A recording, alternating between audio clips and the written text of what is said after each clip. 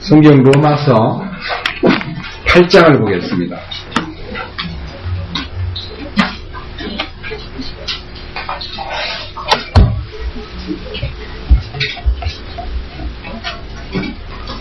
로마서 8장. 오늘은 18절부터 말씀을 30절까지 말씀을 읽겠습니다. 로마서 8장 18절입니다.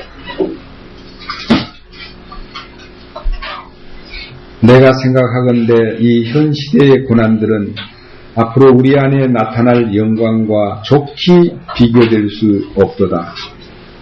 창조물이 간절히 기대하며 기다리는 바는 하나님의 아들들이 나타나는 것이니라.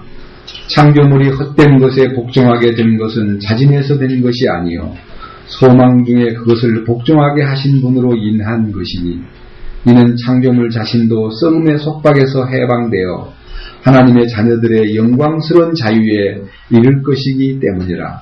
또 전체 창조물이 지금까지 함께 신음하며 고통 중에 산고를 치르는 줄을 우리가 아나니, 그들뿐 아니라 우리 자신 곧 성령의 천년매를 소유한 우리까지도 수옥으로 신음하며 양자 삼으심, 즉 우리 몸의 구속을 기다림은 우리가 소망으로 구원을 받았기 때문이라.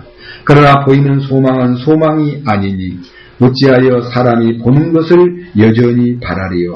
그러나 우리가 보지 못하는 것을 바라면 인내로 그것을 기다리느니라. 이와 같이 성령께서도 우리의 연약함을 도우시나니 우리가 마땅히 기도할 바를 알지 못하나 성령께서 말로 할 수 없는 신음으로 친히 우리를 위해 중보하시느니라. 마음을 살피시는 분께서 성령의 생각이 무엇인지 아시나니, 이는 그분께서 하나님의 뜻대로 성도들을 위해 중보하시기 때문이니라. 우리가 알거니와 하나님을 사랑하는 자들 곧 그분의 목적에 따라 부르심을 받은 자들에게는 모든 것이 합력하여 선을 이루느니라. 그분께서 미리 아신 자들을 또한 예정하사 자신의 아들의 형상과 같은 모습이 되게 하셨나니, 이것은 그분의 많은 형제들 가운데서 처음 난 자가 되게 하려 하심이니라. 뿐만 아니라 그분께서는 예정하신 그들을 또한 부르시고 부르신 그들을 또한 의롭다 하시고 의롭다 하신 그들을 또한 영화롭게 하셨느니라. 30절까지 말씀을 읽었습니다. 오늘 읽은 이 로마서 8장 18절 이하의 이 말씀은 지금 로마서 강의 33번째에 접어드는 강의입니다. 그런데 우리가 이 로마서를 대하면서 정말 주님께서 너무나 놀라우신 분이시고, 지금 이 8장은 솔직히 말해서 정상에 올라간, 등산한 사람이 정상에 올라간 것과 같은 동리에서 이 세상을 내려다보는 그런 장소입니다. 그런 의미에서 여러분들이 로마서 8장에 대한 메시지를 좀 더 좀 신중하고 기도하는 그 갈망을 갖고 말씀을 들어주시기 바랍니다. 지난 주일은 이 로마서 8장 1절부터 17절까지 말씀을 통해서 두 번에 걸쳐가지고 하나님께서 생명의 성령의 보호를 통해서 죄와 사망의 법에서 어떻게 우리를 해방하셨는가 하는 첫 번째 강의하고, 두 번째는 12절부터 하나님의 자녀로서의 신분이 다 자녀라고 해서 다 자녀가 아니라 육체를 따라난 자녀와 성령을 따라난 자녀가 구별되듯이 하나님의 자녀들도 성령의 인도를 받는 자녀하고 육신의 인도를 받는 자녀가 구분된다는 점을 확실히 밝혔습니다. 하나님의 자녀는 공동 상속권을 얻게 되고 그리스도의 상속권 안에 들어가는 축복이 약속되어 있지만은, 아들들 중에서는 분명히 주님께서 말씀하시기를 육체에 속한 자녀들은 내쫓으라는 것입니다. 그렇기 때문에 우리가 주님 앞에서 서는 날도 그 혼인 자리에서 지혜로운 다섯 처녀는 영접해서 문 안으로 들어갔고, 어리석은 다섯 처녀는 등불을 준비했지만 기름이 없으므로 기름 준비해서 다시 가서 문 앞에 섰을 때 우리 주님께서 나는 너희가 어디서 왔는지 도저히 알지 못한다고 그들을 부인하셨습니다. 여러분, 부인당한다고 해서 그 사람 믿는 자와 구원받은 자를 지옥으로 보낸다 생각하지 마십시오. 우리가 이 땅에서 합당한 정한 길, 주님께서 합당하게 정하신 마땅히 왕가의 제사장으로서의 갈 길을 따르지 않고 육신을 쫓아서 세상을 따르고 세상을 사랑하고 세상에 빠지면 반드시 대가를 치러야 되는 것입니다. 그것이 바깥 어두운 슬피 울며 이를 가는 장소라고 성경에 여러 곳에 나타나 있습니다. 그것은 불과 유황 불 붙는 지옥이 아니라 성경에는 그것이 불 붙는 영광로라 그랬습니다.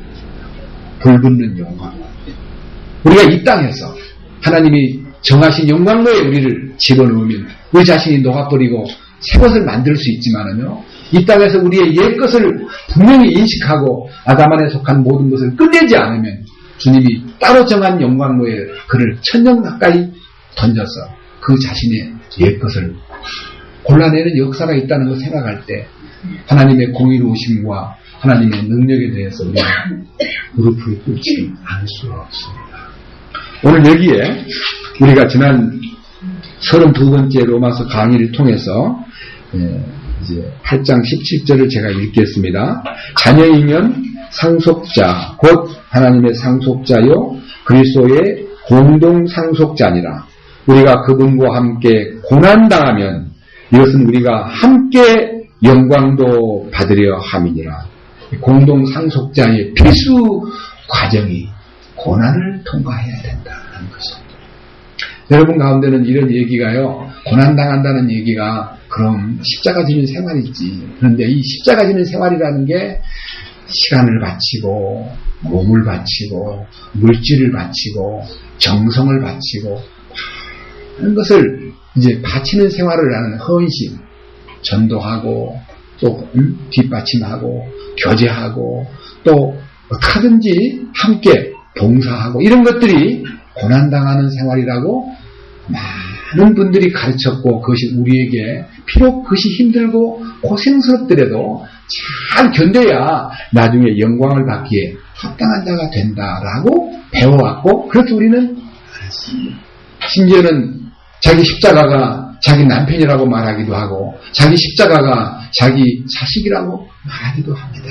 왜 그러냐? 믿지 않는 남편과 믿지 않는 자식이 너무 말썽을 부리고 너무 괴롭히니까 교회 와서 말씀 들을 때는 참 은혜롭게 말씀을 들었지만 집에만 들어가면은 정말 온갖 정말 이해도 안 되는 부부로서의 합당한 대화가 아니라 너무너무 집어뜯고 너무너무 괴롭히니까 아유 내 십자가 왜 이렇게도 무거운가, 아유 내 십자가가 저 남편이 언제 예수를 믿을까, 안 믿는 남편 그리고 말씀 부리는 자식이 자기 십자가로 말하기도 합니다. 그래서 많은 사람들이 십자가를 각각 자기가 지고 있다고 생각하고 그 십자가가 참으로 무겁다고 느끼고 있습니다. 그러나 우리 주님께서는 그것을 십자가라고 말하지 않았습니다. 마태복음 11장 28절에 이렇게 기록되어 있습니다. 수고하고 무거운 짐진 자들아 다 내게로 오라. 내가 너의 영에게 안식을 주리라. 영에게 주시는 안식. 그러니까 죄짐을 벗고 영이 해방되고 죽었던 영이 살아나는 축복이 첫 번째 내게 주신 주님의 안식입니다. 주신다 했기 때문에 받음으로써 모든 것이 해결된 것입니다. 주시는 선물을 받음으로써 풀리는 것입니다. 그러나 29절 이하에 나는 마음이 온유하고 겸손하니 나의 멍에를 메고 내게 배우라. 그리하면 너희 혼을 위한 안식을 찾은, 혼의 안식이 찾아져야, 혼의 안식을 찾는 길은 주님의 겸손과 주님의 온유를 소유해야 됩니다. 왜 주님이 나는 마음이 온유하고 겸손하니 나의 멍에를 메고라는 말은 십자가에 참으로 들어가면 나의 교만과 나의 강팍함이 깨지면서 대신 주님의 온유와 주님의 겸손이 나에게 선물로 주어지는 것입니다. 이것이 내적 내 변화인 것입니다. 죄는 사함받았는데 온유와 겸손이 없기 때문에 우리는 남의 문제가 생기면 그걸 잡아뜯고 그걸 또 따지고 그걸 가지고 다툼의 문제가 되기도 하고 내 자신은 스스로 주님 앞에서 의로워졌다고 믿고 있으면서도 남의 잘못을 용납하지 않고 덮어주지 않고 그것을 말함으로써 많은 문제를 만들어내고 그러고 나서 자기들 친한 사람들끼리 남 얘기를 많이 꺼냄으로써 하나의 동교자가 생기게 되고 하나의 파가 생기게 되는 것입니다. 그러다 보면 교회 안에 와서도요, 한 피바다 한 몸 이룬 형제여 친구들이요, 한 몸같이 친밀하고 마음조차 하나 돼요 라고 말해놓고는 동창끼리, 고향 친구끼리, 혹은 육신적으로 친한 사람끼리 뭉치고 자기 근방에 못 오는 사람들이 많다는 것입니다. 교회 안에서 유유상종하는 것입니다. 교회 안에서는 유유상종하는 것이 아니라 그리스도의 몸 안으로 들어가서 머리 대신 주님의 실제 안에만 머물면 차별이 없는 것입니다. 남녀노소나 유무식한 자나 빈부의 차별이 없는 겁니다. 노인과 아이 사이에 차별이 없습니다. 어제 토요일 밤에 어떤 자매님이, 그분은 참 많은 법을 공부하고 질서를 공부하고 종교에 대해서 익숙한 분이기 때문에 이 교제 가운데 와서 저를 형제라 부르는 것이 마음에 아팠던 것 같아요. 목사님이라고 안 부르고 형제라 부르느냐. 질서를 지키려면은 높은 분은 높은 분으로 알고 우리는 우리들대로 예의를 지켜야지 이게 무슨 소리냐. 이런 말씀 어젯밤에 지적하셨습니다. 저는 부끄러워서요. 듣고만 있었습니다. 그러나 밤에 가서 기도했습니다. 주님, 변명이 아니라 저는 주님의 노예입니다. 주님의 노예. 옛날에는 말씀 전하는 사람이 사역자라는 이유 때문에 뭔가 계급이 있는 줄 알았는데 진짜 십자가 안에 들어가서 주님의 은혜를 받고 나니까요. 그 긍휼을 얻고 나니까 나는 당신의 노예입니다. 그 노예는 뭐라 불러도요. 감사한 거예요. 저는 주님 앞에 가는 날까지 몰라가지고 목사님 부르는 건 제가 말하지 못하지만 제가 형제라고 불리우는 것을 부끄러워하지 않고 그 형제라는 칭호가 영광스러운 우리 주님의 왕가의 백성으로서 합당한 칭호라고 믿기 때문에 혹시 부담이 되더라도 끝까지 형제라 불러주시기를 부탁하고 저는 그 칭호 이외에 야 목사가 안 되면 권위가 없잖아. 말씀을 누군데 어느 신학교를 나왔느냐 어느 교회 목사냐 물어봐가지고 신학교도 안 나왔다 목사도 아니다 그러면 누가 설교를 듣겠냐. 저는 그런 분들을 만약 위한 이 장소라면 왜 이 산골에다가 장소를 마련해놓고 우리끼리 모여 있습니까?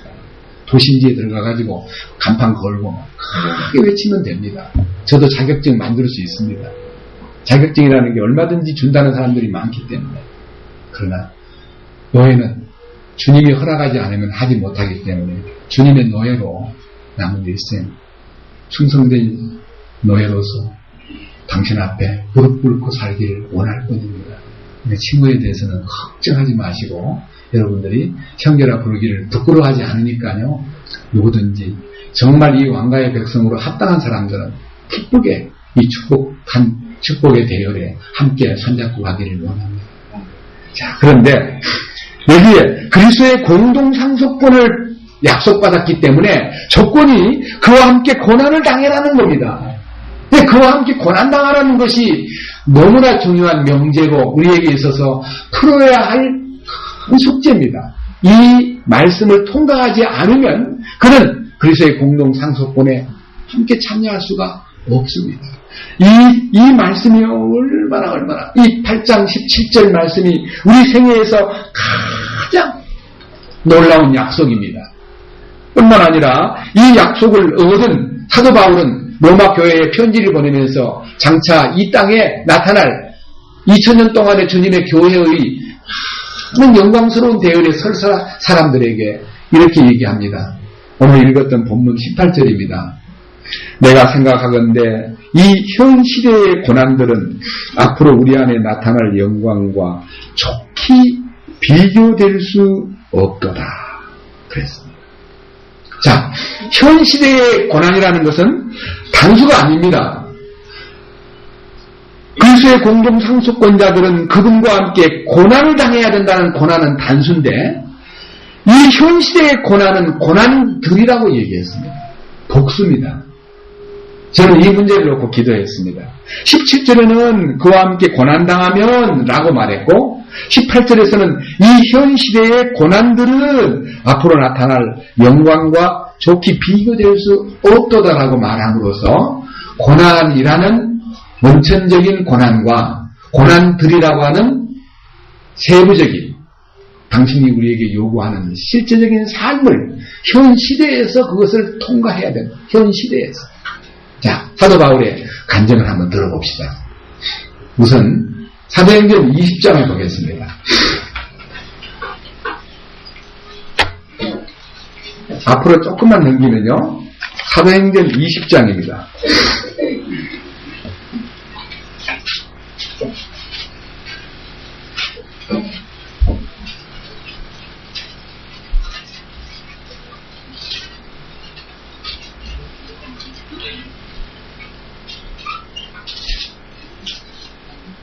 (17절입니다) 사도행전 20장 17절. 바울이 밀레도에서 에베소로 사람을 보내어 교회 장로들을 부르니 그들이 그에게 오매 그가 그들에게 이르되 내가 아시아에 들어온 첫날부터 모든 때에 내가 어떤 방식으로 너희와 함께 지냈는지 너희가 알거니와 내가 온전히 겸손한 마음과 많은 눈물과 또 숨어서 기다리는 유대인들로 말미암아 내게 닥친 시험과 함께 주를 섬기며 너희에게 유익한 것은 어떤 것도 숨기지 아니하고 너희에게 보여주며 공중 앞에서나 또 집에서 집으로 다니며 너희를 가르치고 유대인들과 그리스인들에게 하나님을 향한 회개와 우리 주 예수 그리스도를 향한 믿음을 증언하였노라.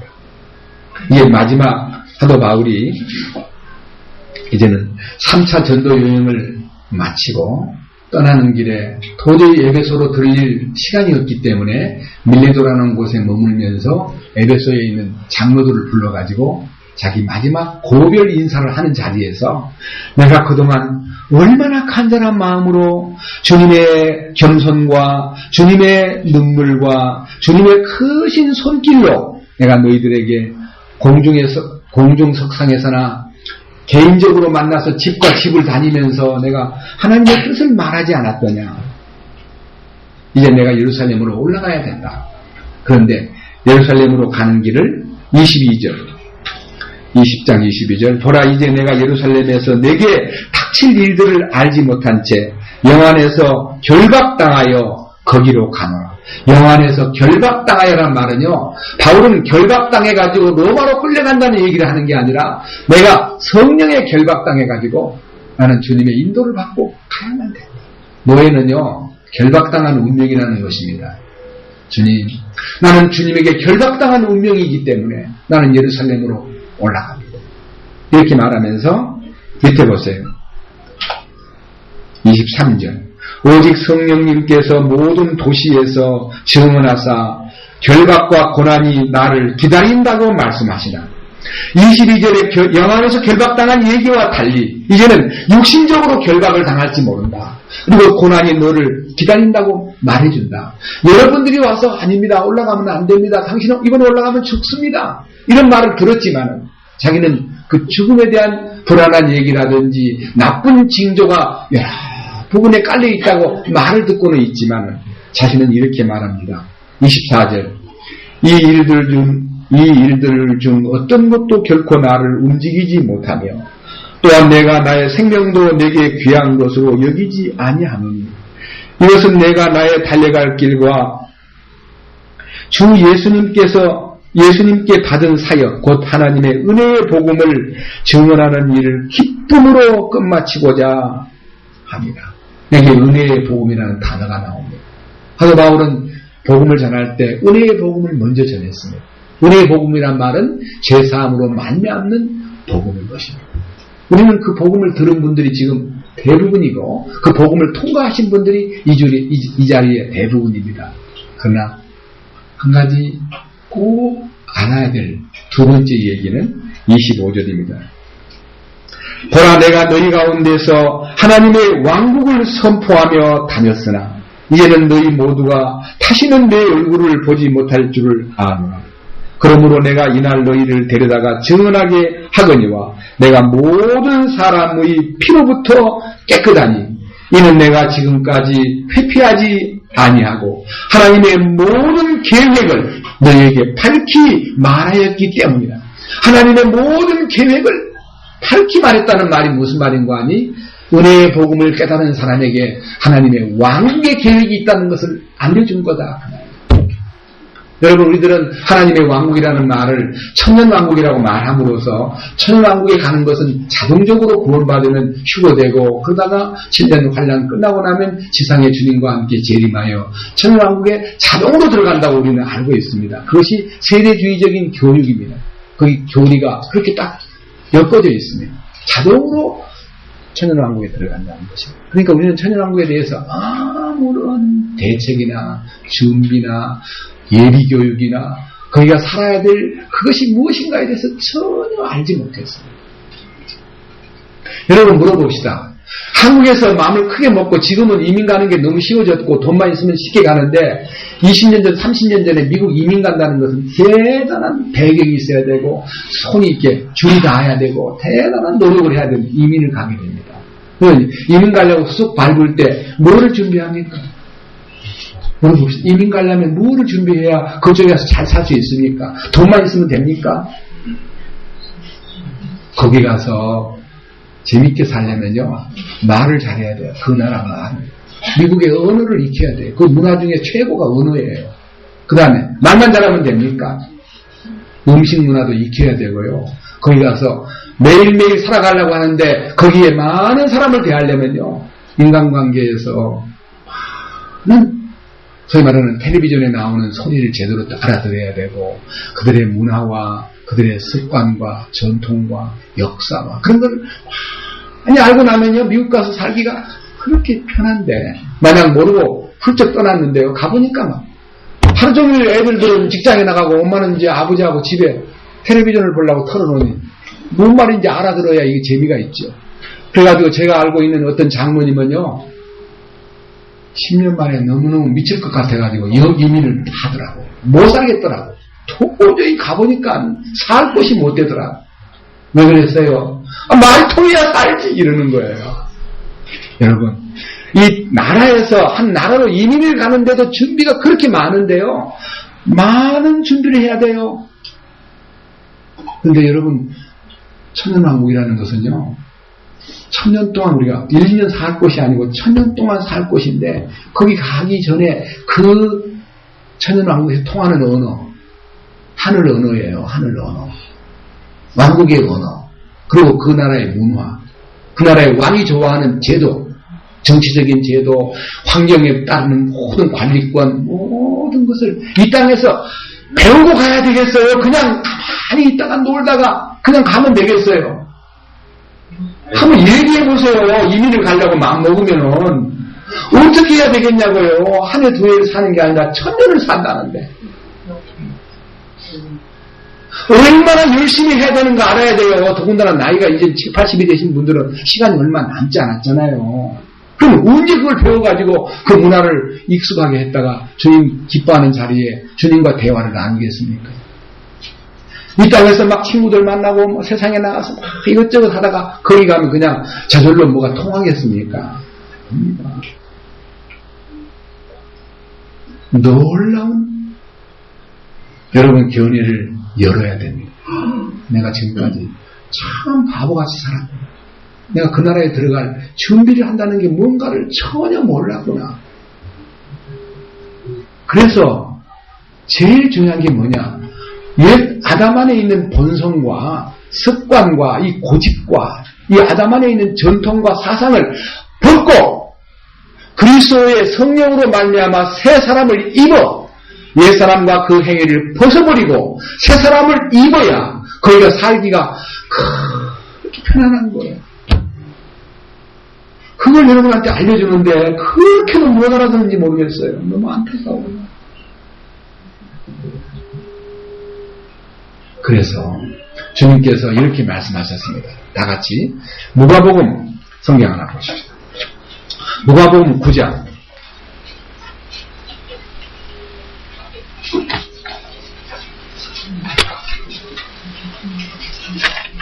누가복음 9장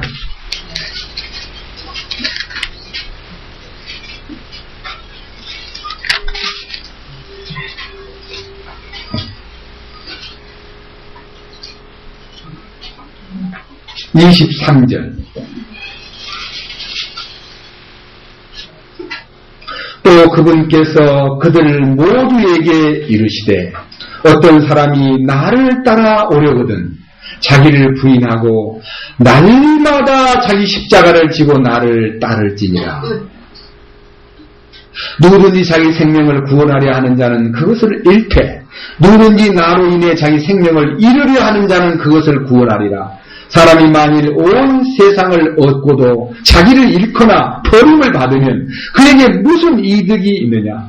누구든지 나와 내 말들을 부끄러워하면 사람의 아들도 자기의 영광과 자기 아버지의 영광과 거룩한 천사들의 영광 중에 올 때에 그를 어떻게 한다 그랬어요? 부끄러워하리라. 그러니까 그 영광 앞에 부끄러운 사람이 되어버리는 거예요. 여러분 제일 창피한 게 뭔지 아세요? 외국 나가가지고 뭘 사러 갔는데 말을 해야 뭘 살 거 아니요. 돈은 있는데 그래서 말을 자꾸 못 알아들으니까요. 오케이 이렇게 오케이 그게 뭐예요? 나는 참으로 부끄러운 사람입니다. 이렇게 말해요. 첫 번째 좋은 사람은 네가 내 말 못 알아듣는 거나 내가 네 말 못 알아듣는 거나 똑같다. 이렇게 배짱 좋은 사람도 있긴 해요. 그잖아요. 내가 한국말을 하는데 못 알아듣으니까 네 내 말 못 알아듣는 거나 내가 네 말 못 알아듣는 거나 다 세임이야. 그래요? 하나님 나라에 가가지고 내가 그 나라의 언어에 미숙해가지고 안 통하는데 거기 가가지고 내가 옛날 말 잘하고 새 말을 해야 되는데 새 언어에 익숙지 않은 거 얼마나 문제가 되겠어요. 그래서 누구든지 나를 따라오르거든 자기를 부인하고 어떻게 했어요? 십자가를 지는데 날마다 지래요. 한 번 지면 끝난 줄 알았더니 뭐 날마다 지라 그래? 이게 보통 문제가 아닌데 이게요 십자가의 원론 갈라디아 2장 20절에 내가 그리스도와 함께 십자가에 못 박혔나니 그런즉 이제는 내가 산 것이 아니요 내 안에 그리스도께서 사신 것이라는 이 원론적인 하나님의 약속은 한번 딱 경험해야 됩니다. 그러나 그로 끝나면 안 됩니다. 날마다 십자가를 져야만 되는 겁니다. 이 이야기는 그냥 주님이 가볍게 말씀하신 거 아닙니다. 자기가 십자가를 질 일을 앞에다 놓고 보세요. 22절 뭐라 그랬어요? 이르시되 사람의 아들이 반드시 많은 일들로 고난을 당하고 장로들과 수제사장들과 서기관들에게 버림을 받아 죽임을 당하며 셋째 날 일으켜지리라. 버림받고 죽임당하고 그 다음 사흘 후에 부활하리라. 이 사실을 전제로 너희들은 나를 따라오려거든 첫째 자기를 부인해야 된다. 자기 부인하는 게 뭐예요? 자기를 아니라고 하라. 자기를 노라고 말하라. 자기를 아무것도 아니라고 말하라. 누구 앞에서? 주님 앞에서. 사람들 앞에 가가지고 나는 아니야. 나는 바보야. 그러면요. 뭐냐 네 바보짓이나 해라. 사람하고 그렇게 하라는 거 아닙니다. 주님 앞에서 내가 아니라고 거절하면요. 주님이 딴 사람 앞에 딱 섰을 때도요. 주님 앞에서 하던 그 마음을 갖고 사람을 대하면 왜 싸워요? 왜 성질 내고 왜 핏대를 내요? 이렇게 생각해요. 네가 얼마나 잘났냐? 네가 알면 얼마나 많이 아냐? 이건 뭐예요? 나도 네 못지않게 안다. 나도 너보다는 그렇게 무식하지 않아. 이렇게 해가지고 서로 잘났다는 생각 때문에 싸우는 것이지요. 내가 못난이라 그러면 싸워집니까? 내가 못난이 바보라고 알면 싸워지냐고요. 나 이 바보 같은 놈아 그러면 어떻게 그렇게 잘하십니까? 그러면 끝나는 거 아니에요? 근데 한다는 소리가 핀대를 탁 내면서 뭐 어째? 바보? 그럼 니는 뭐냐?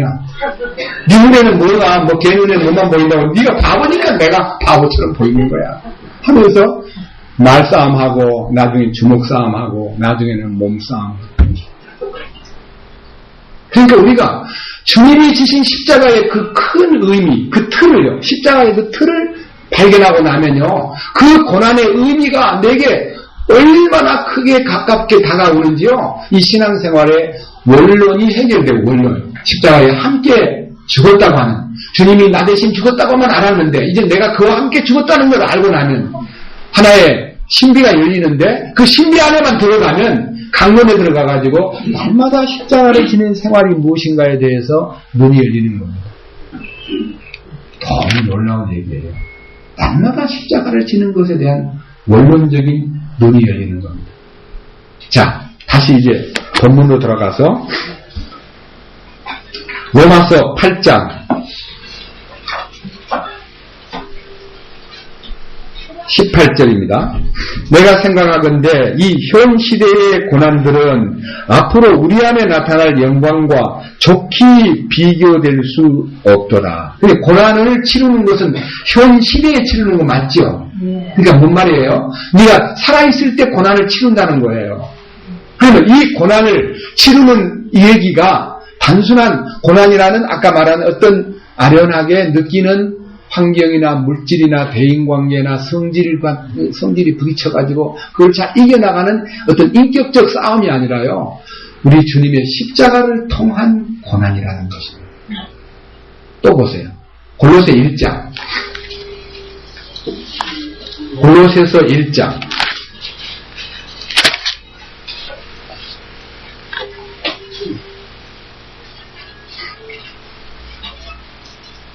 24절입니다. 같이 읽겠습니다. 이 말씀은 중요한 말씀입니다. 골로새서 1장 24절. 다 같이 읽겠습니다. 나는 이제 너희를 위해 고난당하는 것을 기뻐하고 그리스도의 고난들 뒤에 있는 것을 그분의 몸, 곧 교회를 위하여 내 육체 안에 채우노라. 그리스도의 고난들을 내 육체에 채우노라. 이 고난들이 밀려올 때요, 그 고난들을 억지로 채우는 게 아니라요, 기쁨으로 채우는 거예요. 그래, 이렇게 간증했습니다. 나의 달려갈 길과 내가 받은 이 사명을 다하기 위해서 내 모든 몸과 마음과 내 혼과 내 모든 영을 다 쏟아붓겠다고 하는 바울의 간증이 실제입니다. 여기에 그리스도의 고난들 뒤에 있는 것을 그 몸, 그분의 몸, 그러니까 누구예요? 자기가 아닌 다른 성도들과 또 나타나 있는 모든 삶의 전부를 자기 몸 안에다가 다 받아들임으로써 기쁘게 그 고난을 수용함으로써 그는 간증을 이렇게 합니다. 즉 받은 고난에 대한 얘기를, 실제적인 얘기를 한번 보겠습니다. 고린도 후서 11장 봅시다. 바로 앞으로 몇 장 넘겨보세요. 고린도 후서 11장.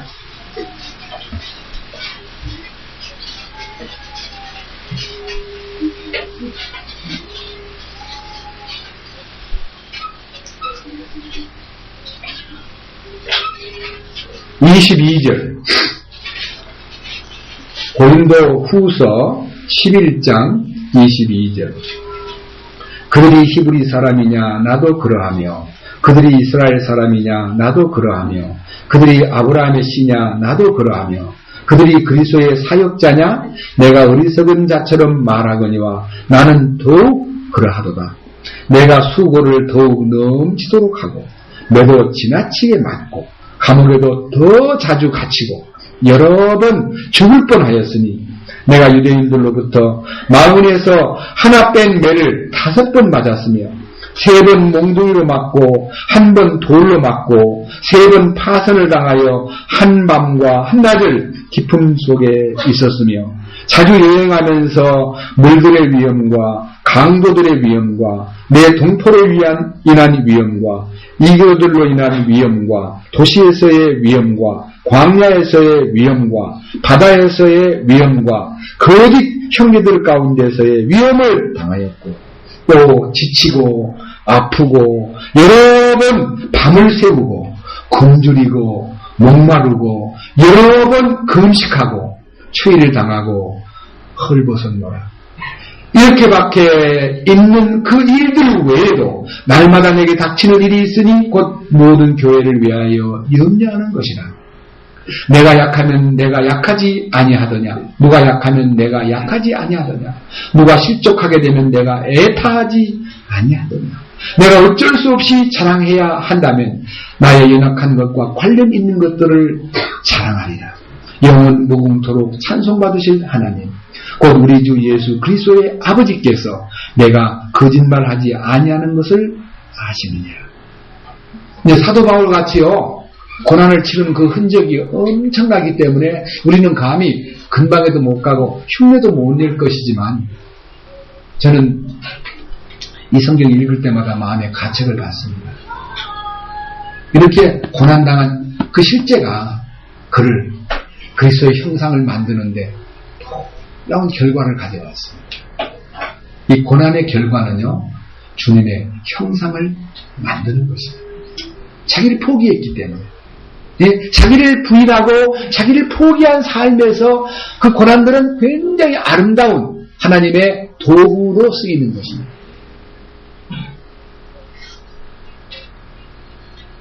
여러분, 쇠를 하나 놓고요, 달군 쇠를 놓고 막 계속 망치로 때리면 때리는 그 자체가 얼마나 아프겠습니까? 그런데 참 달구고 또 때리고 달구고 또 때리고 달구고 또 때리고 나중에 보니까 쓰임받는 연장으로 바꿔지듯이 우리 주님께서는 자기가 우리를 다루실 때 당신에게 쓰임받는 완벽한 일꾼. 나중에 이제 천연왕국에 가면요, 제 이제 마음에 성경을 놓고 상상해 보는데 구약 성경, 신약 성경 다 종합해가지고 주님이 새 예루살렘 천연왕국의 수도인 이제 소위 말하는 천연왕국의 직할시가 예루살렘이 되는데 그 예루살렘에서 시장이 누굴까? 또 전 세계를 통치하는데 주님은 만왕의 왕이시고 거기에 따르는 조각을 하는데 총리는 국무총리는 누가 될까? 하는 생각을 해본 적이 있습니다. 근데 직할시장은 베드로가 될 것 같고요, 총리 대신은 바울이 될 것 같아요. 그것도 1, 2년 해먹다가 인사이동하는 게 아니고요, 1000년 동안. 저는 간절한 마음이 마태복음 25장에도 있고 누가복음 19장에도 있는 10고울을 차지하라, 5고울을 차지하라. 그게 뭐냐면 우리말로 말하면 도시국가 시절에 얘기한 거기 때문에 하나의 지역을 얻는 건데 그 지역의 통치자로서의 합당한 훈련을 이 땅에서 받는데, 여러분, 저만 특별하게 상을 받는 게 아니라 여러분 모두가 다 도상을 받고 영광스러운 통치자가 되기 위해서 이 땅에서 통치 훈련을 받는다는 거. 그냥 왕국에 이민 가가지고 거기 가서 사는 걸 공부하는 게 아니라 통치권자로 살기 위해서 얼마나 강한 왕가의 훈련을 받아야 되는가 하는 문제가 더 큰 숙제인 거죠. 자, 본문 넘어갑니다. 로마서 8장.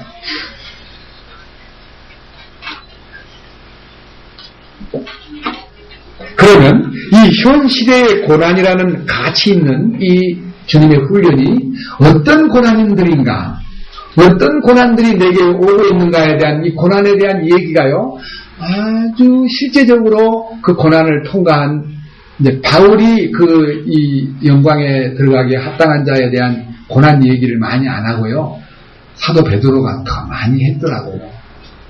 우리 성경을 한번 보겠습니다. 베드로 전서 우선 2장을 보겠습니다. 베드로 전서 2장.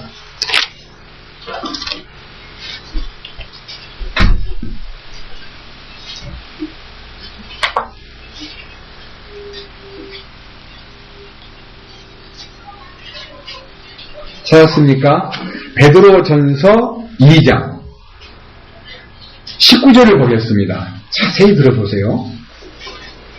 2장 19절을 읽을 수 있는 사람은 2장 9절에 있는 선정된 세대요, 왕가의 제사장들이요, 거룩한 민족이요, 특별한 백성으로서 확실하게 선정된, 확실하게 택함을 입은 이 자부심과 이 결정을 눈이 뜨인 사람, 이 결정에 대해서 눈이 뜨인 사람이 이 말씀을 읽을 때, 이게 바로 내게 해당되는 삶의 고난이구나, 이걸 아셔야 됩니다. 19절. 사람이, 자기를 대입하세요. 사람이 부당한 일을 당하고도 하나님을 의식함으로 고통을 견디면 이것은 감사한 일이다. 여러분, 부당한 고통, 부당한 억울한 말, 부당한 일을 당할 일이 얼마나 많습니까? 여러분 안 믿는 직장에서 상관으로부터 아니면 심지어는 믿음을 가진 이 무리 가운데서도 부당한 고통을 당할 때가 있습니다. 너무 억울한 말을 들을 때가 있습니다. 난 너무너무 생각 밖에 억울한 누명을 쓸 수도 있습니다. 근데 그 부당한 고통을 당했을 때에 어떻게 하면 이길 수 있어요? 변명하고 막 그걸 밝히는 것이 이기는 게 아니라요. 이게 뭐라 그랬어요? 하나님을 의식함으로 어떻게 한다고요?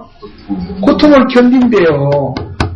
그러니까 부당한 고통을 해명하려고 그 벗어나려고 발버둥을 치지 말고 하나님을 생각함으로 내 마음속에 있는 그 고통을 이기도록 간구하고 우리 199장 찬송가 내용 속에 부당한 고통을 당할 때 주여 나로 주님 생각하면서 이기게 해주십시오. 그 다음 보세요. 20절 너희가 너희 잘못으로 인하여 매를 맞고 참으면 그것이 무슨 영광이냐. 그러나 너희가 잘 행하고도 그것으로 인하여 고난을 당하고 참으면 이것은 하나님께서 받으실 만한 것이니라. 그러니까 잘못 때문에 어려움을 당하고 고난당하는 것은 참음으로써 상이 되는 게 아니라 참는 것 자체는 자기가 잘한 일이지만요 상 받을 일은 아니다 이거예요. 잘못해가지고 이상한 말을 듣고 잘못함으로 인해서 문제가 생겼을 때 그 참음은 뭐합니까? 그 비난을 막 듣는데요. 주님 나는 너무나 부족합니다. 나는 비난받아야 마땅합니다. 그러고 참는 건 좋아요. 그러나 그것은 상 받을 일이 아니다. 밑에 보세요. 21절 참으로 너희가 심지어 그 일을 위해 부르심을 받았나니 그리스도께서도 우리를 위해 고난을 당하심으로 우리에게 본을 남기사 너희가 자신의 발자취를 따라오게 하셨느니라. 잘 들어보세요 여러분. 주님이 우리 보고 따라오라고 한 그 발자취가 무슨 발자취냐. 십자가에 너와 나와 함께 연합되었다는 이 원론적인 축복은요 우리 보고 따라오라 그러지 않았어요. 초대를 해가지고 그냥 포함시켜버렸어요. 우리가 십자가에 죽는 것은 주님의 은혜와 긍휼로 결정된 너무 놀라운 약속입니다. 그러나 주님이 남긴 고난의 길은 발자취가 있다는 겁니다. 얘들아 내 발자취를 보거라. 그것이 너희들이 실행해야 될 고난들이니라. 그 다음 보세요. 뭐라 그랬냐. 자 22절 우리 주님께서는 죄를 짓지 않고도 우리 주님은 죄를 짓지 않고도 얼마나 많은 고난을 당했습니까? 욕먹고 침뱉음을 당하고 막 따귀를 맞고 발길로 차고 막 저주하고. 그래 우리 주님이 그들 밑에서 그렇게 고통을 당할 때 입을 열었어요 안 열었어요? 여기 뭐라 그랬어요? 우리 주님은 그 입으로 교활하게 하지 않았다 그랬습니다. 다시 말하면요 어떤 대우를 받아도요 아무 말도 안 했어요. 털 깎는 자 앞에서 잠잠한 양같이 그 입을 열지 아니하였도다. 그러니까 입을 안 여는 게 얼마나 주님 앞에 십자가 지는 생활이 중요한 얘기인지 아셔야 돼요. 입을 너무 잘 열어요. 말이 많어. 뭘 이렇게 변명하려고 대들고 꼬장꼬장 전화해가지고 너 아까 그 얘기한 거 뭐 나한테 대해서 뭐라 했지? 나 그런 사람 아니야. 말 가지고 자기를 풀려고 하고 자기를 해명하려고 하는 그 자체가 십자가의 길이 아니잖아요. 십자가의 길은 묵묵히 참고 묵묵함으로 주를 따라가게. 그 다음 보세요. 자 23절 욕을 막 먹습니다. 욕을 먹으면 주님 맞대고 욕했어요 안 했어요? 우리 주님은 그들이 그렇게 많은 욕설을 퍼부어도 여러분 사람들이 욕을 하는 것은요 우리가 여기서 흉내를 못 낼 만큼 아주 저주스럽고 말로 다 못할 욕설이 얼마나 많아요. 우리 주님에게 어떤 욕설을 퍼부었겠어요. 이 세상에 존재하는 나쁜 욕을 다 갖다 쏟아부었는데도요 우리 주님은 욕을 맞대어 하지 않았어요. 우리 십자가에 죽었다는 사람이 막 너무 욕을 많이 하면요 입을 틀어막으려고 해요. 상대방 입을 틀어막으려고. 아니 그것도 주님을 생각함으로 참아야죠. 밑에 보세요. 고난을 당하시되 위협하지 아니하시며 오직 의롭게 심판하시는 분에게 자신을 맡기고 그렇습니다. 욕을 먹든 자존심이 짓밟히든 너무너무 고통스럽고 말로 다 못할 일을 당해도 주여 주님이 보고 계시죠. 주님께 맡기겠습니다. 하나님 맡아주십시오. 맡겼잖아요. 주님도 맡겼잖아요. 우리는 어떻게 해야 되겠어요? 맡겨야 될 거 아니에요? 24절 친히 나무에 달려 자신의 몸으로 우리의 죄들을 지셨으니 이것은 죄들에 대하여 죽은 우리가 살아서 의에 이르게 하려 하십니다. 죄만 사하고 용서하는 것이 십자가의 의미가 아니라 죄를 끝내고 의를 향하여 살도록 의를 나타내도록 의를 생산하도록. 여러분 죄사함 받으면 의인 되는 거 맞죠? 백자매님 의인 맞죠? 근데 무슨 의인입니까? 백자매님 지금 무슨 의인이에요? 죄 짓는 의인이잖아요. 성질 내는 의인, 신경질 내는 의인, 욕하는 의인, 핏대로 올리는 의인, 욕심이 많은 의인. 그건 무슨 의인입니까? 창피한 의인이죠.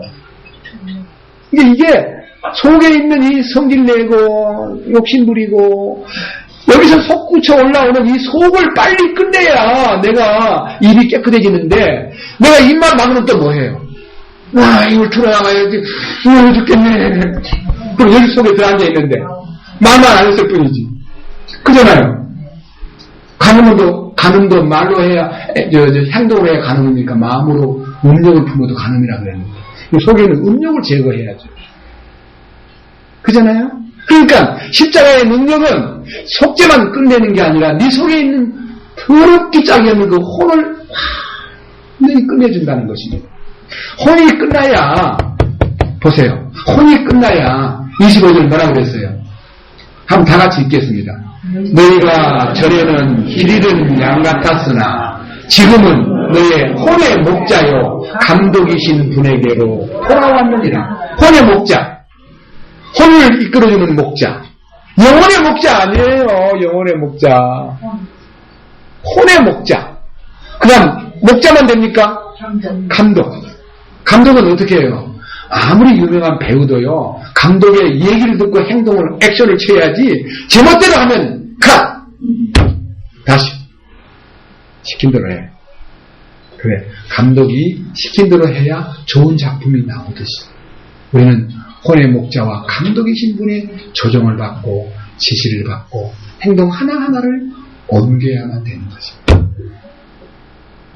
그것이 우리에게 내리신 고난의 코스입니다. 먼저 보세요. 뒤로. 그렇기 때문에 감독은요 3장 12절입니다. 우리 감독이신 주님이 어떤 분이신가?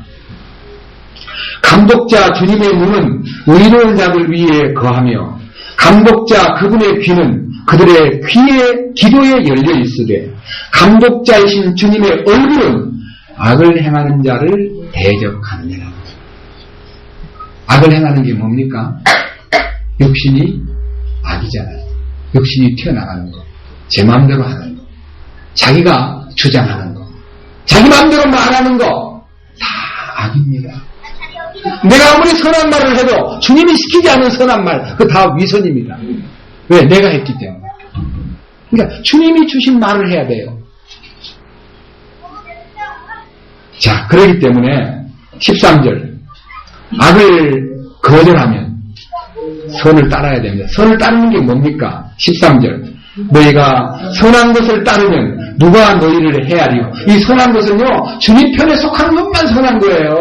아담 안에 있는 속성은 다 악한 거기 때문에 내가 알아서 하는 건 선인 줄 알지만 그거 다 악이에요.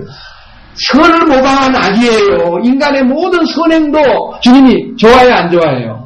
내가 내 이름을 내고 막 남한테 막 구제하고 도와주고 내 몸을 불사르게 내어줄지라도 사랑의 원천이신 주님이 안 계시면 아무 유익이 없다. 네가 모든 예언을 알고 산을 옮길 만한 믿음이 있고 네가 내 몸을 불사르게 내어줄지라도 천사의 말을 네가 할지라도 거기에 주님이 안 계시면 사랑이 없으면 유익이 없다. 그러니까요 악이라는 것은 인간 편에 속한 모든 것이 악입니다. 이 우리가 선과 악을 구분하는 건 구분할 능력조차도 없고 기준도 없는 것이 인간입니다.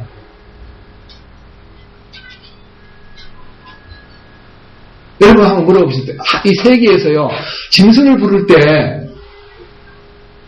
어떻게 불러요? 짐승을 오라 그럴 때요. 사람 부를 때는 hello, come here 이렇게 우리가 보통 이렇게 불러요. 이렇게.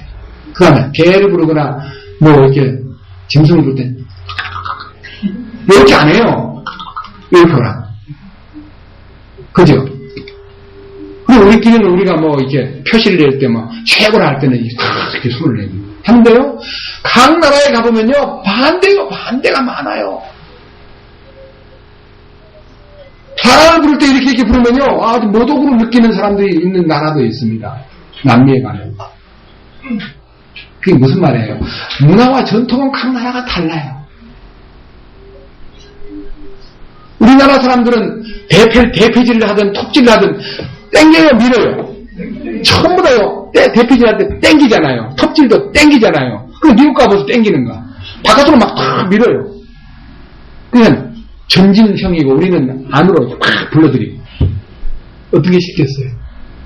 사실 쉬운 거는요. 바깥으로 이렇게 밀어야 훨씬 힘이 모아지고 덜 드는데요. 그러니까 문화라는 게 연장 쓰는 거든 손짓하는 거든 그런 것이 다르다 이거예요. 그러니까 우리가 기준을 맞출 수가 없어요.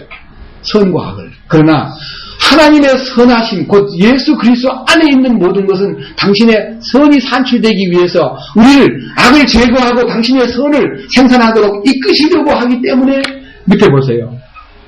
14절 그러나 너희가 의로 인하여 고난을 당하면 뭐한 자니? 여러분 행복이라는 게 개념이 뭐예요? 아무 어려움이 없어야 행복한 거지 고난당하는 게 무슨 행복이라는가? 참 이상하다. 참 고난당하는 게 얼마나 답답한 일인데 고난당하는 게 행복이래. 이상하다. 참 이상하다. 우리 고난에 들어가면 막 두려워지고 무섭고 불안해지는 게 인간 아닙니까? 근데 고난을 당하는데 행복하다고 말하니까 이 고난이 어떤 고난이길래 행복하냐? 그리스도 안에 있기 때문에 행복이 있는 거예요. 네? 그리스도 밖에서 고난당하면 슬픈 일이지만 그리스도 안에 있기 때문에 그 고난이 의미가 있고 그 고난이 야 이거 훈련이구나. 야 이거 주님께서 나타내신 고난이구나. 기쁘게 받아야 되겠다. 이렇게 되는 거예요. 자, 그만 보세요. 15절.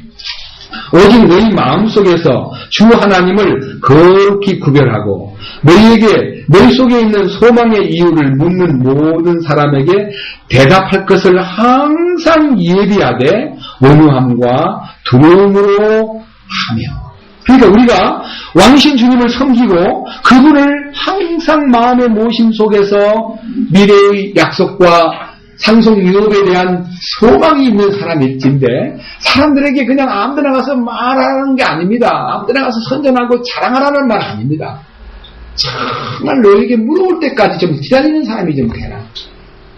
근데 뭘 믿길래 그렇게 사람이 참 이렇게 차분하고 온유하고 그렇게 참을성이 있느냐. 여러분 마음에서 주님을 향한 간절한 갈망이 있다면 주님의 명령에 귀를 기울여야 돼요.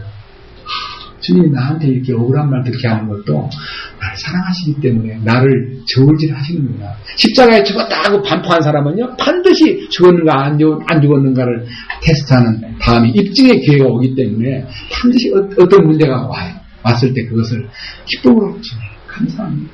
나는 죽었습니다. 이렇게 하는 사람하고 막 속이 이상하게 막 울렁거려요. 이게 무슨 소리야? 이게 뭐야? 왜 이런 것들이 내게 와야만 돼? 이렇게 해서 그 오는 문제를 기쁨으로 받지 않고 대부분 좀 이렇게 안타깝게 접근하는 사람들이 많습니다. 밑에 보세요. 16절 선한 양심을 가지라. 이건 기본입니다. 이것은 너희를 가리켜 악을 행하는 자라 비방하며 그리스도 안에 있는 너희의 선한 행실을 거짓으로 비난하는 자들이 부끄러움을 당하게 하려 합니다. 자, 악을 행할 때는 칭찬받았는데요. 악을 내가 나타날 때는 참 괜찮은 사람이다. 아주 재미있는 사람이다. 멋쟁이다. 그 사람이 오면 양념이다. 그 사람이 오면 이 분위기를 살리는 사람이다. 참 잘했다고 내가 말 잘하고 행동을 아주 나름대로 잘할 때는 알아듣는데요. 주님을 딱 모시고 나니까 그게 이제 싫어지는 거예요. 그런 역할. 또 그런 데 나가가지고 농담 섞어가면서 사람들을 웃기고 자중에 위트 있는 말을 해가지고 사람들을 막 분위기 살리는 거 잘할 수 있습니다. 근데 그걸 안 하는 거예요. 안 하니까 뭐라고 나오냐? 비난하기 시작합니다. 그리스도 안에 있는 너희의 선한 행실을 거짓이라고 비난한다. 위선자다. 저도 십자가 지고 나서 그 놀라운 축복을요, 행동으로 옮기려고 그러는데 제가 옮기지 못하니까 주여 하고 부르짖기만 하고 어쩔 줄 모르는데요. 그 모습을 보고 딴 사람이 저를 보고 어떻게 저렇게 추진력도 없고 어떻게 저렇게 능력이 있는 것 같았는데 어디 저 모양인가 하고 비난할 때 주님 절대로 부끄러운 일이 아닌 줄 믿습니다. 난 부끄럽지 않습니다. 감사합니다. 이게요, 베드로의 실제적인 경험인 거예요. 베드로가요, 주님이 가야바의 법정에 끌려가가지고 막 신문당하고 고통받을 때, 그 맹세하는 그 맹세가 녹아버리고, 그 작은 여자 앞에서, 그것도 훌륭한, 높은 사람 앞에서 그런 것도 아니고, 작은 그 집에서 일하는 몸종 여자 앞에서 예수님을 모른다고, 부인하고, 저주하고, 맹세까지 한 그 부끄러움을 전제로 해서, 주님의 거룩한 능력에 힘입어 자기가 씻김을 얻고 난 후에 옛사람이 처리해 버린 후에 그는 당당하게 사도행전 3장부터요 사도 베드로가 당당하게 대제사장 앞에서 주님의 거룩한 실제를 선포하는 모습을 보면 그는 분명히 담대해졌고 그는 분명히 변했고 그는 분명히 옛사람이 아니었습니다. 그 기쁨 때문에 보십시오. 그 다음 17절 너희가 선을 행함으로 하는 말은요 그리스도를 나타내므로 고난을 받는 것이 하나님의 뜻일진데 악을 행함으로 네가 나타남으로 고난을 받는 것보다 나으리라. 네, 우리가요 우리 인간이 나타남으로 나타나는 어떤 결과는 그것이 고난이라 할지라도 그건 의미가 없는 고난입니다. 우리가 주님을 향하는 마음 때문에 고난을 당한다고 하면 이건 너무너무 가치가 있는 것입니다. 그러니까 여러분들이 지금 십자가 안에 들어와서 주님 안에서 살기 때문에 내가 침묵하게 되고 내가 말이 많이 없어져 버리고 내가 정말 조용히 기다리는 삶을 살고 있을 때 나를 악하다고 바보 같다고 여러 가지 방법으로 나를 공격에 들어올 때 주님을 생각함으로 참는다는 것은 너무 영광스러운 것입니다. 그 다음 보십시오. 18절 그리스도께서도 죄들로 인하여 한 번 고난을 받으사 주님이 이 인간의 모든 죄들을 담당하기 위해서 우리를 위해서 한 번 치른 고난 그 한 번의 고난이라는 것이 십자가의 죽음인 것입니다. 이 고난은 원론적인 고난입니다. 의인으로서 불의한 자를 대신하셨으니 이것은 그분께서 육체 안에서 죽임을 당하셨으되 성령으로 말미암아 살아나셔서 우리를 하나님께로 어떻게 해요? 그러니까 주님이 죽고 그냥 끝나버렸으면 우리를 하나님께 못 데려갑니다.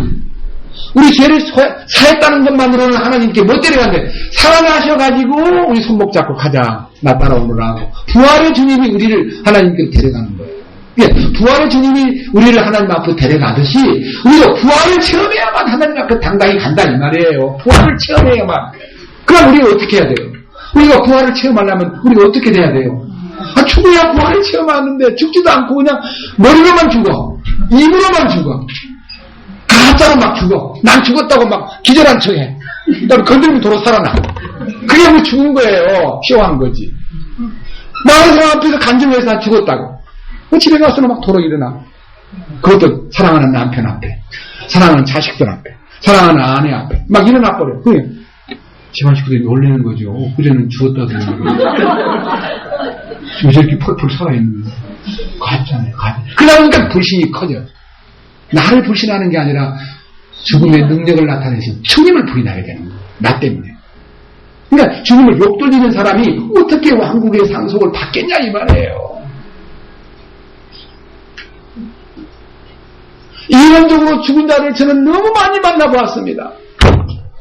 지식적으로 죽은 자, 갈라디아 2장 20절을 막 달달달 외우고 죽었다고 막 소리 크게 지르고 나는 죽었네 그러는데 왜 이렇게 소문을 내야 돼요? 죽었다는 것은 실제가 있으면 그만이지. 뭐 입으로 말할 필요가 뭐 있어요? 주님은 사실상 죽은 자라고 하는 그 죽은 자들을 살리실 때 부활의 능력으로 당신이 우리를 살려가지고 당신이 하나님 앞으로 데려가려고 그러는데 이 일에 대해서 여러분들이 주님하고 핀트가 맞아야 돼요. 핀트가. 예, 죽음에 대한 핀트가 있어요.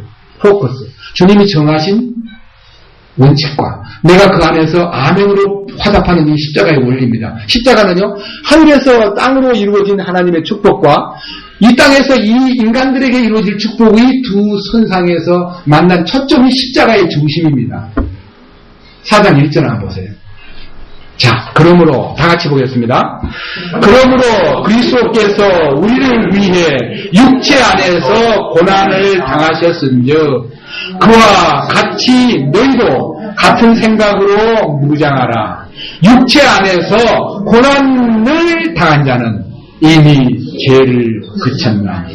그러니까 주님이 육체 안에서 고난을 당하심으로 인하여 우리 죄가 해결되었다. 너 그거 아느냐?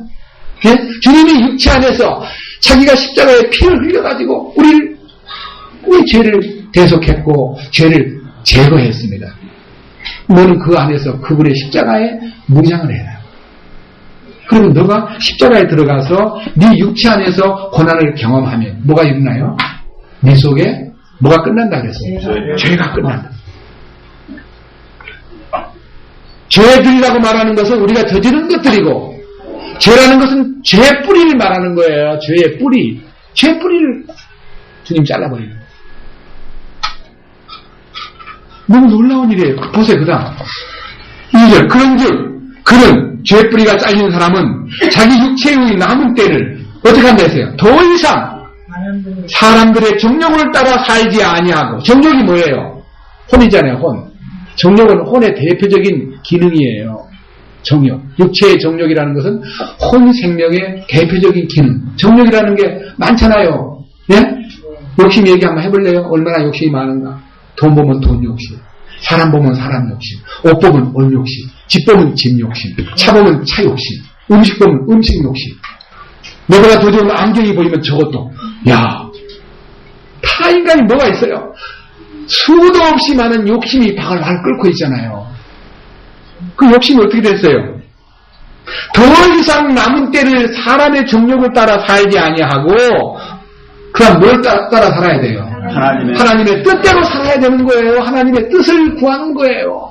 그래서 우리의 기도가요, 옛날에는 정욕의 청구서. 하나님 이것도 해주시고요, 저것도 해주시고요, 우리 아들 잘 되게 해주시고, 우리 아들 군대 가 있는데 건강하게 해주시고요, 우리 아들님 사법고시 시험 준비 중에 있습니다, 합격시켜 주시고요. 그래야 주님 영광이 되는 거예요. 떨어지면 주님 영광이 흐려져요.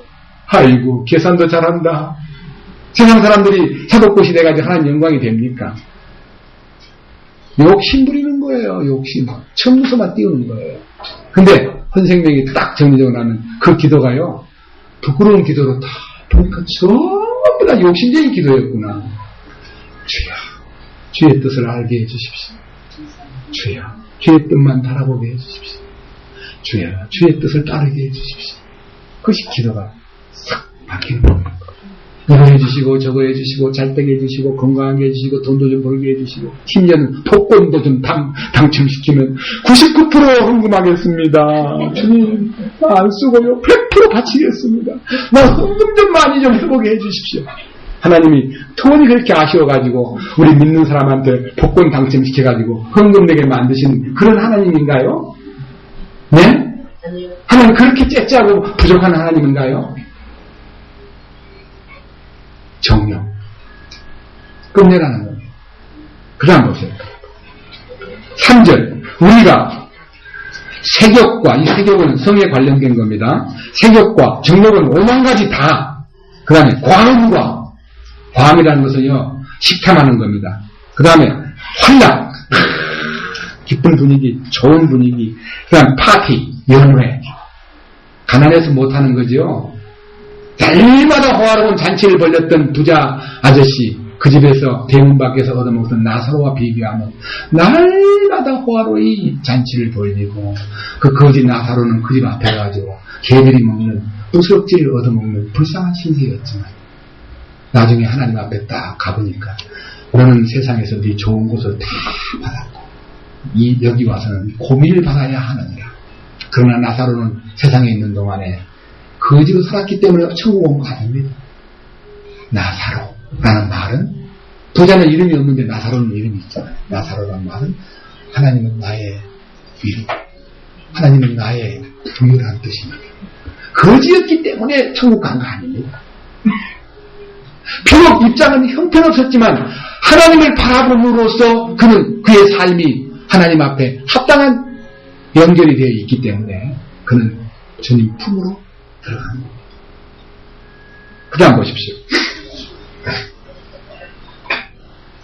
3절 우리가 색욕과 정욕과 과음과 활락과 연회와 가증한 우상 숭배 속에서 걸어 이방인들이 하고자 하는 말을 행한 것이 우리 삶의 지나간 때로 우리에게 족하도다. 이제는 끝이구나. 죄가 끝났기 때문에 이제는 싫어합니다. 4절 이 점에서 그들이 너희가 자기들과 함께 다름질하여 그처럼 극한 방탕에 이르지 아니함을 이상히 여기며 너희를 비방하나 그들은 산 자들과 죽은 자들을 심판할 준비가 되신 분에게 회개 보고를 하리라. 여러분 믿는 사람만 주님 앞에 가가지고 자기 인생의 결산을 하는 게 아니라 안 믿는 사람도 그 일생의 모든 결산을 그분 앞에 가서 하는 거예요. 인생의 모든 결산을 봐야 됩니다. 그러니까 심판을 받는다 이 말이에요. 여러분 이 땅에 살던 그리스도인들이 미숙하게 육체를 따라 살다가 그리스도의 심판대 앞에 가서 그 무릎 꿇고 내 과거를 다 토하려고 하면요 이거 엄청난 부끄러움이잖아요. 예? 속죄받은 사람이 어떻게 그렇게 살았느냐, 너한테 기회가 없었느냐, 너 그 시에 거기 가서 그 십자가 얘기 듣지 않았더냐, 너 근데 그걸 네가 등지고 나 지금 돈 좀 벌어야 돼, 나 지금 바빠, 나 지금 아직도 세상 할 일이 많아, 나는 그 일 좀 끝난 다음에 하겠어, 나 결혼한 다음에 하겠어, 우리 애 장가 보낸 다음에 하겠어, 나 우리 딸 시집 보낸 다음에 하겠어. 얼마나 많이 미루었더냐. 너는 일생 동안 미루고만 살다가 여기 왔고 그것이 다 결산되는 겁니다. 여러분 그분 앞에 가서 결산할래요? 이 땅에 있는 동안 결산할래요? 이 땅에 있는 동안 결산할 수 있는 길이 있거든. 여기서 끝내고 가는 게 안 좋겠어요? 무슨 말인지 모르세요? 길이 있어요. 여기서 끝낼 수 있는 길이. 저는 했습니다. 결산이 끝났습니다. 저는 완전히 적자의 적자. 근데도 주님께서 공의를 여기시면서 그래, 탕자 같은 너일지라도 네가 나에게 돌아와. 나는 아들로서 자격이 없습니다. 당신의 노예로 살게 해주십시오. 하고 빌었더니 아들로 맞이해주면서 얼마나 환대해주시고 얼마나 따뜻이 대해주시고 얼마나 놀랍도록 대해주시는지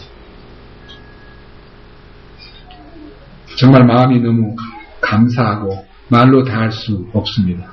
그래서 우리에게 이렇게 말씀하십니다. 4장 7절 오직 모든 것의 끝이 가까이 왔으니 그러므로 너희는 정신을 차리고 깨어 기도하라. 무엇보다도 너희끼리 뜨겁게 사랑하라. 사랑하라는 단어가 굵은 글자로 나와 있죠. 사랑은 허다한 죄를 덮느니라. 이 사랑이라는 단어가 보통 글자가 아니고 좀 굵지요. 안 그래요? 네. 이게 무슨 뜻인지 아세요? 원문에 이 사랑이라는 단어는 주님을 말한다는 뜻입니다. 주님. 사랑은 주님이잖아요. 하나님은 사랑이시라. 이 사랑이 주님이란 걸 세상에서 말하는 에로스나 세상에서 말하는 인간적인 필요화가 아니고 바로 참된 아가페, 참된 주님의 당신 실존이 이 안에 있다는 걸. 네 주님이 내 안에 올 때에 딴 사람의 죄를 덮어줄 수가 있고 주님이 내 안에 올 때 사랑이 뜨겁게 나타날 수가 있다. 그 주님께서 너에게 주시는 주님의 뜨거운 사랑이 너를 뜨겁게 만드는 거야. 이걸 알려주는 거예요. 아까 우리 53장에서 43장 찬송가 부를 때 했죠. 제가 아까 찬송가 부를 때 특별히 그 가사를 유심히 봤는데요. 아까 43장 찬송가 한번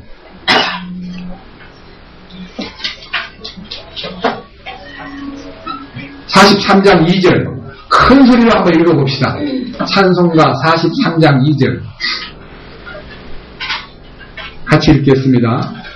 주 사랑하는 이 마음을 억누를 수 없네.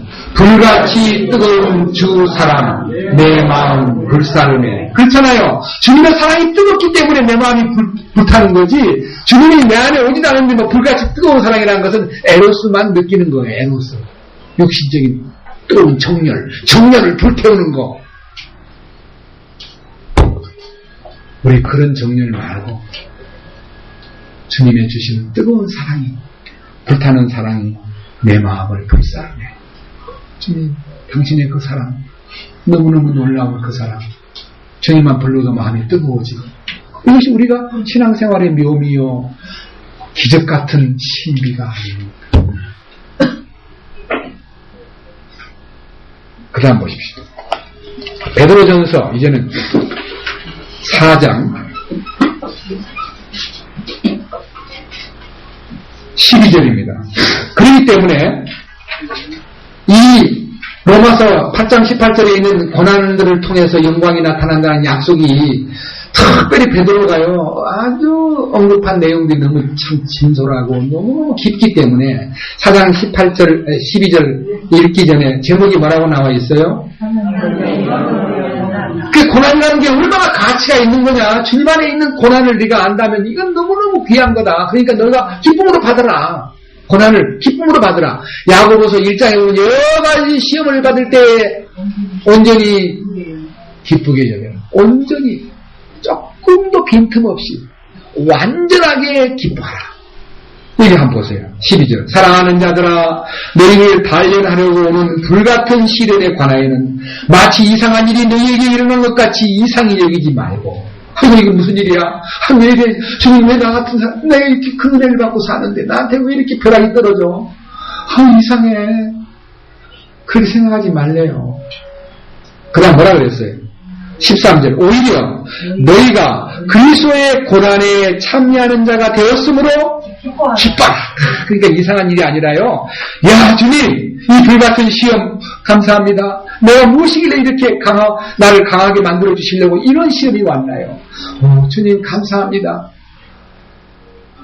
생각을 바꾸라는 거예요. 자, 다시 13절. 오히려 너희가 그리스도의 고난에 참여하는 자가 되었으므로 기뻐하라. 이것은 그분의 영광이 드러날 때에 너희가 넘치는 기쁨으로 또한 즐거워하게 하려 함이니라. 그분의 영광이 나타난다는 말이 뭐예요? 사실은요, 사도 바울이 간증을 했어요. 사도 베드로가 나는 그 영광을 보았다.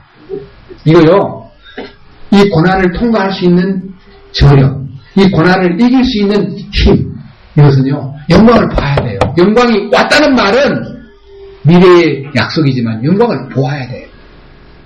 영광을 본다는 게 뭐냐? 네? 영광을 본다는 얘기 잠깐 하겠습니다. 영광을 보았다. 요거 5장 잡고요. 한 장 넘겨보세요.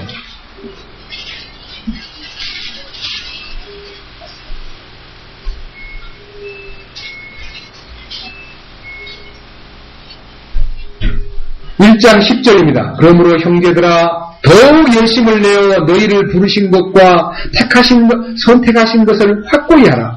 너희가 이것들을 행하면 결코 넘어지지 아니하리니 이렇게 우리 주 곧 구원자 예수 그리스도의 영존하는 왕국에 들어감을 주께서 너희에게 풍성히 베푸시리라. 이 말은요, 영존하는 왕국에 들어감이 풍성히 베푼다는 약속은 거기 가서 내가 누릴 수 있는 모든 축복을 마음껏 누릴 수 있도록 너에게 훈련을 시켜주마, 그런 뜻이에요.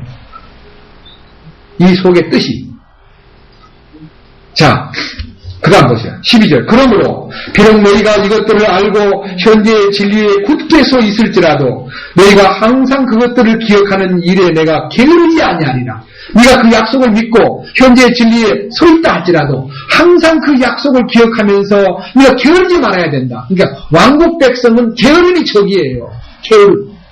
왕국에 훈련받는 데 있어서 가장 중요한 요소 중에 하나가 부지런한 겁니다. 부지런해야 돼요. 그렇기 때문에 이 왕국의 백성들이 정말 말씀을 갈망하고 교제에 합류하고 공급을 받기를 참 헐떡거리면서 그 공급을 갈망하는 사람이 되어야. 그 다음 보세요. 13절. 참으로 내가 이 장막에 있는 동안에 너희가 기억하게 하여 너희를 일깨우는 것이 합당한 줄로 생각하노니. 이 말은 베드로가 내가 이 장막, 내가 이 육신 안에 머물러 있는 동안에 이 축복을 너희한테 다 기억시키고 또 입력시키고 또 기억시키고 이 일을 내가 끝까지 하겠다. 그러면서 이렇게 말합니다. 14절. 이는 우리 주 예수 그리스도께서 내게 보여주신 것 같이 내가 머지않아 반드시 이 장막을 벗어야 할 줄 알기 때문이라. 또한 내가 떠나간 뒤에도 너희가 항상 이것들을 기억할 수 있도록 내가 애쓰리라. 그러니까 내가 죽은 다음에도 내가 너희들에게 이 거룩한 영존하는 왕국에 들어가기에 합당한 자가 되기 위한 그 훈련과 그 간단한 생각들이 너희 안에서 지속되기를 내가 끝까지 책임을 지고 말하고 싶다. 너희 꼭 알아라. 내가 죽기 전에 이 말을 하고 죽은 후에도 너희들은 이것을 꼭 기억해야 된다. 하면서 간증을 딱 열어놓습니다. 뭐냐? 자, 16절. 우리가 너희에게 우리 주 예수 그리스도의 권능과 오심을 알려줄 때에 교묘히 꾸며낸 이야기를 따르지 아니하였으며 우리는 그분의 위엄을 눈으로 본 자들입니다. 나는 그의 영광을 눈으로 보았다. 그의 권위를 눈으로 보았다. 여러분, 사실은요, 십자가의 도에 진입한 사람이 참으로 고난받는 것을 기꺼이 수용하고 고난받는 것에 대해서 짜증 없이 기쁜 마음으로 그걸 받아들이는 사람은 그 권위를 본 자들이다. 무슨 권위입니까?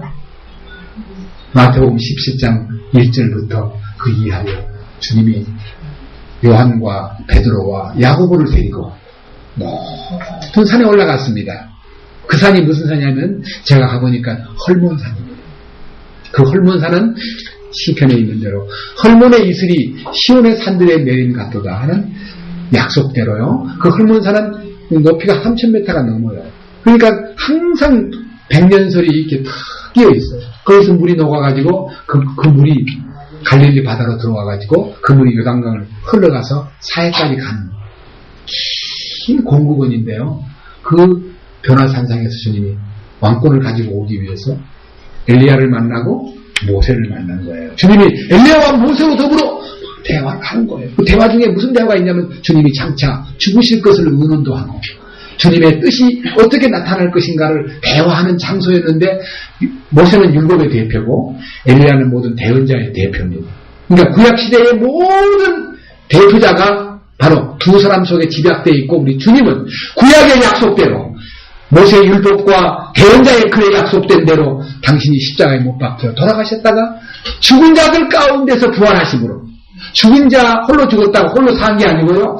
다 찾아보세요. 죽은 자들이라고 하는 복수가 깔려있는 이유가 뭐냐면 우리 모든 죽은 자를 그 안에서 살리시기 위해서 당신이 먼저 사망의 투쟁, 다시는 사탄과의 전쟁을 벌려가지고 그들을 다 진압하고 사탄에게 휘하에 있는 사망 권세에 있는 사람을 끄집어내가지고 산자 편에 세우려고.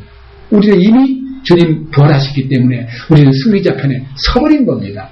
근데 이 서버린 것이 우리 속에 실현되려면, 생활화되려면 우리가 그 주님의 중심 안으로 실제로 들어가서 무릎을 꿇고 그 다음에 그 손길로 부활의 체험을 하되 중간 과정에서 왕권, 당신의 권위를 보아야 되는 거예요. 밑에 보세요. 17절. 뛰어난 영광으로부터 이러한 음성이 그분께 나서 이르기를 이 사람은 내 사랑하는 아들이라 내가 그를 매우 기뻐하노라 하실 때에 그분께서 하나님 아버지로부터 존귀와 영광을 받으셨느니라. 여기에 위엄을 눈으로 본 것만 아니라 그분의 음성을 들었습니다. 여러분, 하나님의 음성이 실제로 들려야 됩니다. 말씀이 문자로만 보이면 안 됩니다. 네? 우치무라 간절은 이렇게 얘기했다고 말합니다. 하나님의 말씀을 보고 또 봐도 음성 한 번 못 들은 사람은 저주받은 사람이다 라고 기록했답니다. 저는 아침에 방송이 나올 때 그 말은 맞다. 성경을 보고 또 보았는데도 음성을 한 번도 못 들었어요. 저주받은 사람이다. 여러분, 말씀이 문자로만 보이지 않고 음성으로 들릴 때 주님 감사합니다. 18절. 하늘로부터 나온 이 음성은 우리가 그분과 함께 거룩한 산에 있을 때에 들은 것이니라. 베드로는 들었어요? 못 들었어요? 음성을 들었잖아요. 그래서 이 거룩한 왕권을 본 베드로는 영광을 보았기 때문에, 위엄을 보았기 때문에 주님을 놓쳐버릴 수가 없고 육체에 속한 삶에 대해서 계산이 안 되는 거예요. 이건 무슨 의미가 있느냐. 제가 또다시 처음 오신 분들을 위해서 말씀드리겠습니다. 세상에는 복이 두 가지가 있습니다. 하나는 보이는 복, 세상 복입니다. 하나는 보이지 않는 하늘에 속한 복. 예? 보이지 않는 복은 영적인 복이고 보이는 복은 육신적인 복입니다. 근데 우리는 두 개를 갖기를 원하잖아요. 예? 나중에 죽어서 천국도 가고 살았을 때 잘 살았으면 좋겠다. 이게 우리의 공통된 꿈 아니에요? 예? 난 세상 복은 싫어. 그럼 여러분 그렇게 말하는 사람 있으면요, 아이고 멍텅구리야, 이왕이면 재밌게 살아야지. 재밌게, 부자로, 편하게. 그것이 우리들이 원하는 바입니다. 근데요, 이 두 개를 다 꿈꾸다가요, 어느 날 하나가 아니구나, 이거 내가 쏘았구나, 이건 분명히 이건 아니다 하고 진정으로 그것을 놓아버린 경험이 중세기의 많은 걸식 수도승, 부자로 살던 많은 억만장자 같은 분들이요, 재산을 전부 다 팔아가지고 가난한 자에게 팍 뿌려버리고 거지가 돼가지고 일생을 사는 사람들이 많이 있습니다. 그것은 기록이 많지는 않지만요, 정말 그들은 하나님의 능력 안에서 남은 생애를 살았답니다. 그때는 단순 사회예요. 그때는 복잡한 환경이 아니었기 때문에 가능했습니다. 지금은요, 구조가 너무 복잡해가지고 이 자기를 정리한다는 게 보통 쉬운 일이 아닙니다. 그러나 십자가 안에 딱 들어가면요, 보이는 것이 자꾸만 작아 보이는 거고, 저는 크게 보였던 세상이요, 자꾸만 작아집니다. 점점 작아 보입니다. 그럼 뭐가 보여요? 하나님의 권위와 영광이 보이기 시작합니다. 주님. 그래서 마음속에서 보이는 것은 잠깐이요, 보이지 않는 것은 영원하다는 말씀이 들리기 시작합니다. 우리가 진짜 누릴 복은 어디에 있느냐? 육신으로 보이는 복을 누릴 장소는 천연왕국에 가면 원함이 없이 정말 에덴 동산, 우리가 부러워하고 찾고 싶은 그 에덴 동산을, 밀턴이 썼던 그 복낙원이라는 잃어버린 낙원, 신낙원을 썼던 밀턴이 복낙원을 썼는데, 그 복낙원이라는 게 낙원이 복구된다는 얘기인데, 그 낙원이 복구된다는 그 얘기를 가지고 정치에 접목시켜가지고 지금 세상의 모든 경제활동, 정치활동, 시스템, 공산주의든 민주주의든 무슨 정치적인 배경이든 다 여러분들을 제가 국회의원 되면, 제가 대통령 되면 여러분들 재산이 해드리겠습니다. 여러분을 복되게 해주겠습니다. 복지국가를 만들겠습니다. 그런 말 해요, 안 해요? 근데 말은 했는데 해줍니까, 안 해줍니까? 더 안 되잖아요, 더. 돼요, 안 돼요? 더 안 되는 거예요. 지금요, 꽤 그래서 이제 이명박 대통령님은 상당히 어릴 때부터 고생도 많이 하고, 상고를 나와가지고, 고려대학을 들어가고, 고생해서 자수성가한 사람이니까, 저 사람 우리 좀 서민들 알아주겠지, 하는데. 됩니까, 안 됩니까? 정치를 혼자 하는 게 아니에요. 밑에 손발이 많은데요, 그들이 다 나름대로의 꿈을 갖고 같이 움직이니까 안 되는 거예요. 말로는 도와주고 싶고 잘해주고 싶고 직장을 다 만들어주고 싶지만 뭐 돈이 있어야지. 안 돼요. 왜 안 되느냐? 사람의 힘으로는 안 되게 돼 있습니다. 쏟는 거예요. 자꾸 쏟고 또 쏟고 그러면서 세상을 사는 거예요. 자, 그러면 우리는요, 주님이 주시는 영광스러운 그 나라에 가서 정말 말로 다 못할 영생복락을 천년만 사는 게 아니고 연장세계에서 영원한 새 예루살렘으로 가면 우리는 말로 다 못할 정말 눈물도 없고 죽음도 없고 이별도 없고 아픈 것도 없고 가난도 없고 짜증도 없고 거기는 경찰도 없고 감옥소도 없고 거기는 세상에 어떤 법규도 없는 완전한 축복의 나라가 기다리고 있는데, 여러분 그곳에 합당한 자가 되기 위한 준비를 하는 것이 우리 신앙생활인데 무슨 세상을 그렇게 바쁘게 다닙니까? 이유 매번 나왔냐 그러면요, 바쁘대요. 뭐가 그렇게 바빴냐 그러니까 말로 못하게 바빴습니다.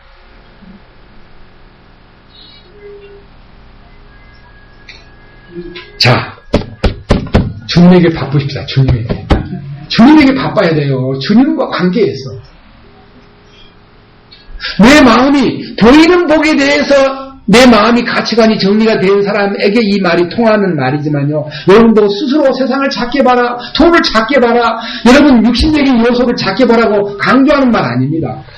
주님과 하늘에 속한 영적인 복이 열리면요. 세상이 작아 보이도록 돼 있습니다. 아직 안 된 사람은 미안하지만 조금 더 시간이 필요로 할 줄 압니다만 그것이 결정돼야 왕국 상속을 받기에 합당한 자가 되는 것입니다. 로마서 가겠습니다.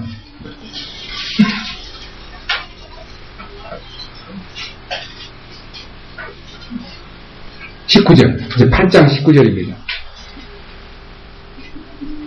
창조물이 간절히 기대하며 기다리는 바 하나님의 아들들이 나타나는 것이니라. 그럼 여러분 한번 물어봅시다. 이 세상의 모든 삼라만상, 이 세상의 모든 우리가 보고 있는 저 강물도, 저 바다도, 저 자연 산천에 있는 나무들도, 돼지도, 개구리 한 마리도, 작은 개미 한 마리도 하나님이 정하신 법도 안에 있기 때문에 누굴 기다린다는 거예요?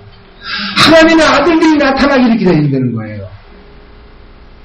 그러니까 그들이 얼마나 간절한 마음으로 하나님의 아들들 가운데 상속권자, 하나님의 상속권자라는 게 통치권자 아닙니까? 제대로 우리를 잘만 관리해 주었으면 우리가 이렇게 안 살 텐데 모든 만물이요 탄식을 하면서 하나님의 아들들 나타나기를 갈망하기 때문에 한 사람이 구원받으면요 산천이 노래 부른다는 말 아셔요? 이 보세요. 예? 20절과 21절. 창조물이 헛된 것에 복종하게 된 것은 자진해서 된 것이 아니요 소망 중에 그것을 복종하게 하신 분으로 인한 것이니 이는 창조물 자신도 썩음의 속박에서 해방되어 하나님의 자녀들의 영광스러운 자유에 이를 것이기 때문이라. 이 모든 창조물들이요 하나님의 영광을 알고 있는 하나님의 자녀들이 나타나가지고 이 세상을 다스리는 걸 보고 싶어한다 이거예요. 그렇기 때문에 모든 피조물을 대하는 태도마저도 하나님의 왕국 백성이 되면 다른 눈을 가져야 돼요. 성경 하나 보십시다. 이사야 44장 22절.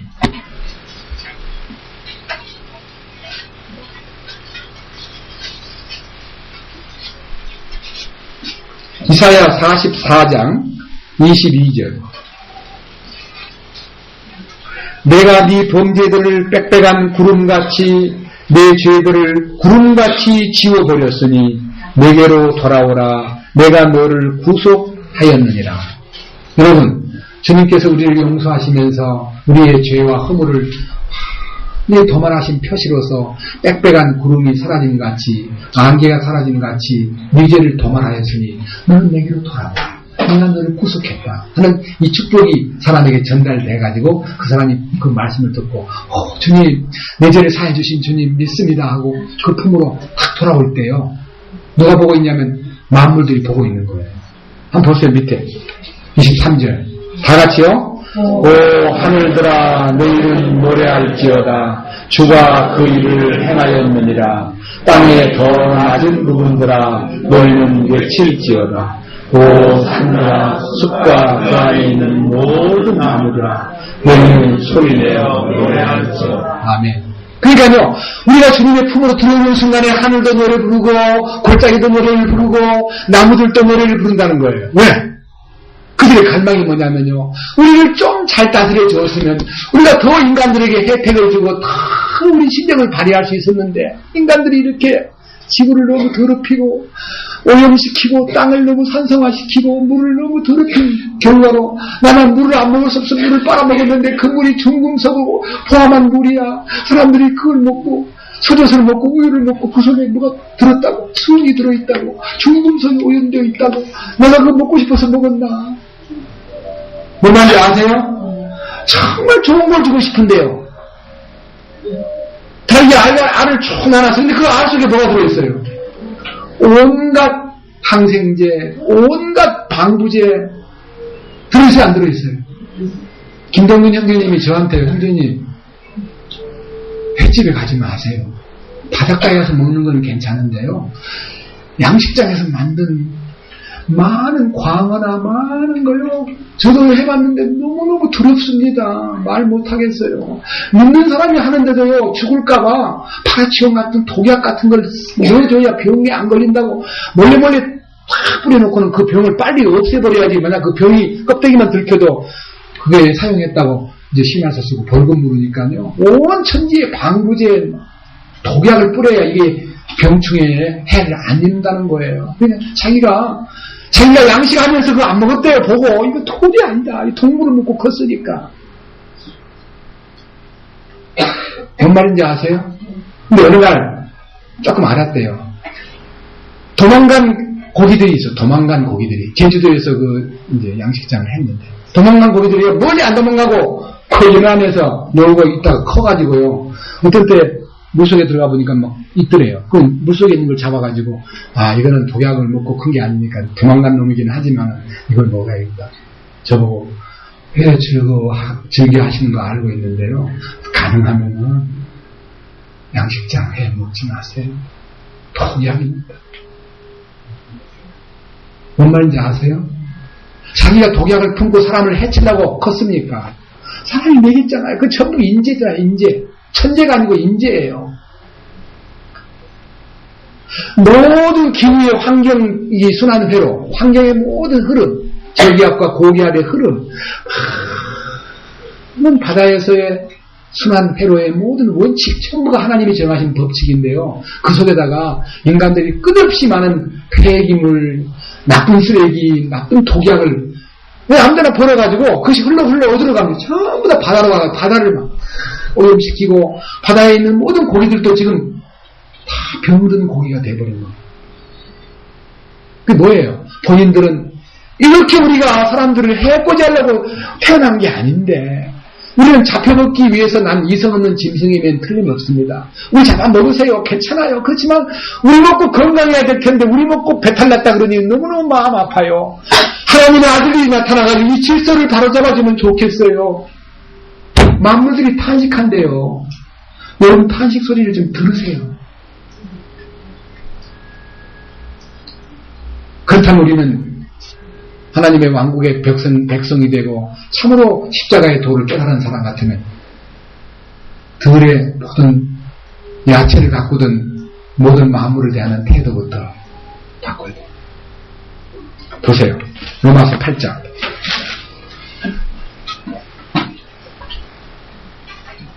22절 또 뭐라고 했어요?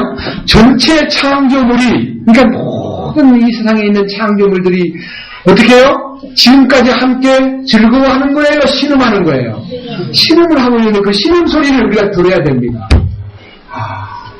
이거 우리가 그 소리를 들어야 되겠구나. 땅도 신음하고 비도 신음하고 예? 나무들도 신음하고 산천에 있는 모든 곤충들도 신음하고 비둘기도 신음하고 까마귀도 신음하고 예? 곰도 신음하고 여러분 며칠 전에 사람이 곰 쓸개를 좋아하니까요. 어떻게 곰이 쓸개를 대롱을 꼽아가지고요. 거기다 그냥 쓸개 집을 빼내는 잔인한 행동하는 걸 봤습니다. 얼마나 고통스럽게 해서요. 곰 쓸개에다 구멍을 내가지고 대롱으로 빼먹고 그걸 쪽쪽 빨아먹고 있다니. 말이나 되냐고요. 그게.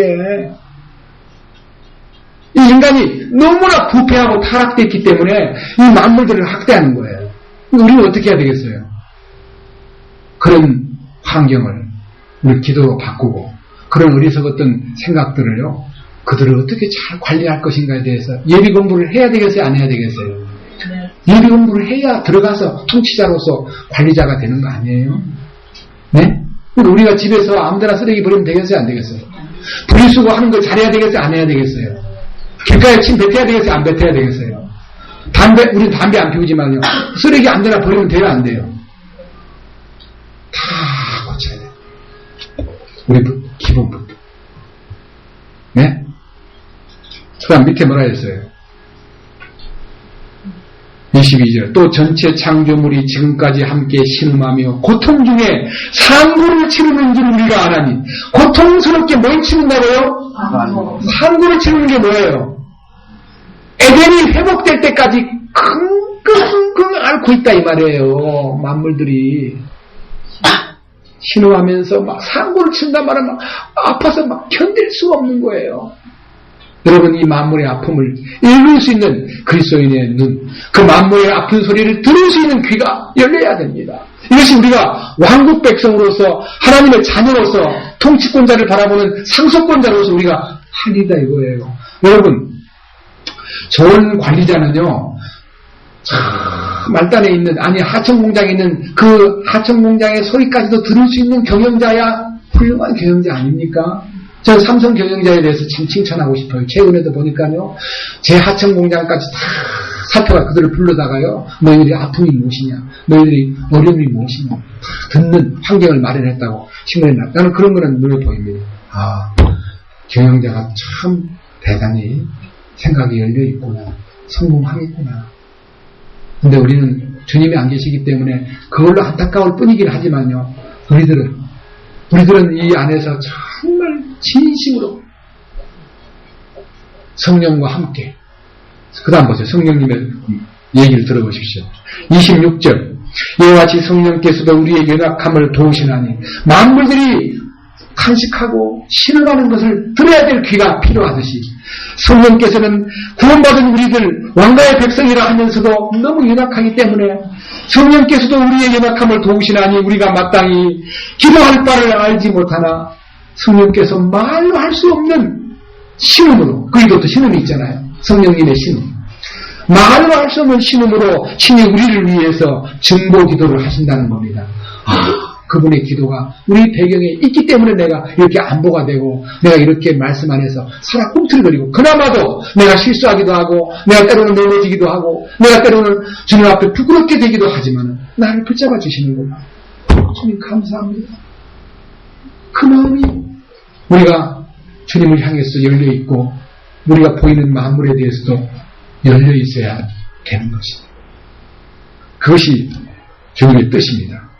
27절, 마음을 살피시는 분께서 성령의 생각이 무엇인지 아시나니 이는 그분께서 하나님의 뜻대로 성도들을 위해 증보하시기 때문이니라. 여기에 우리 주님이 누굴 살펴요? 네?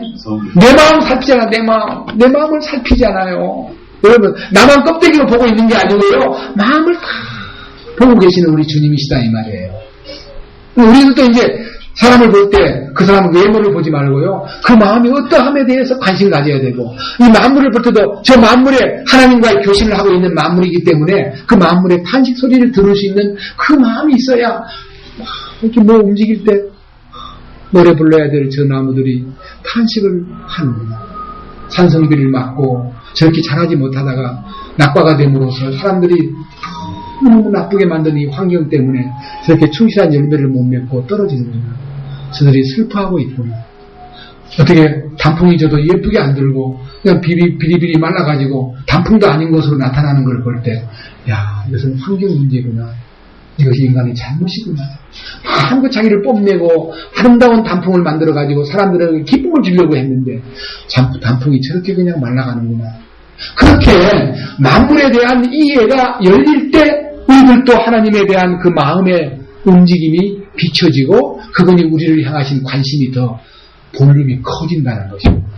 목적이 있어요. 목적. 다 같이 28절, 우리가 알거니와 이제 알아야 돼요. 뭘 알아야 되느냐?